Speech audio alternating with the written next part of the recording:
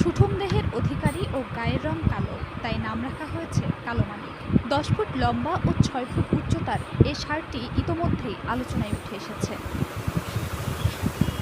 শখের বসে 3 বছর আগে পশুর হাট থেকে 1 বছর বয়সী হলিস্টিন ফ্রিজিয়ান জাতের এ ষাঁড়টি 1,60,000 টাকায় কিনে আনেন বাগেরহাটের চিতলমারী উপজেলার দুই ভাই আরাফাত ও জিহাদ মোল্লা। মাত্র 4 বছরে কালো মানিকের ওজন দাঁড়িয়েছে প্রায় 1300 কেজিতে।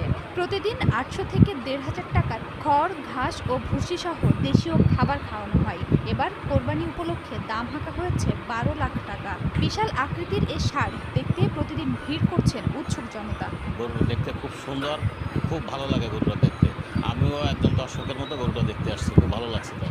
শখের বশে পশু লালন পালন করা হলেও বর্তমানে বাণিজ্যিকভাবে গড়ে তোলা খামারে সবচেয়ে